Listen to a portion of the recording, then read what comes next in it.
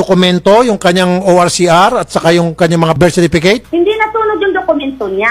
Andun sa kabit niya, dito sa kabit niya. May kabit siya dito sa trabaho. Hawak ng kabit niya yung dokumento, kaya wala alam si Cadillo. Wala kang sinabi, Ate Cathy niyan.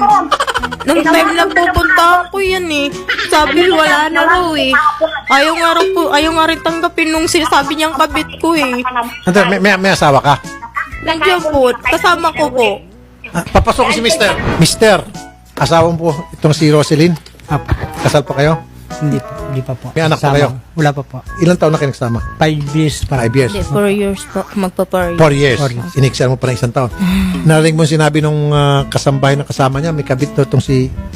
Hindi naman po. Ano lang yan. Alam kong gagawa naman po talaga ng kwento yan eh. Inamin mo may kabit ka o wala? Roselyn? Hindi naman po kabit, karelasyon lang po. Karelasyon. Apo. Okay. Sir, ayan na, inamin na sa harap mo. May karelasyon siya.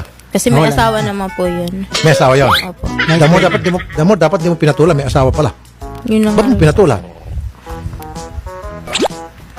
Kwento-kwento nila yun. Yun lang po. Sir, sandali lang. Tulonggis ka ba? Inaamin na nga nito na meron siyang karelasyon tapos kinakampiyon pa, pinagtatakpan mo pa na hindi totoo yung gumagawa-gawa story. Umamin na! Hindi, alam ko naman po yun sa mga Facebook lang po. Facebook. Oo, kasi mahilig to sa Hindi kasi sa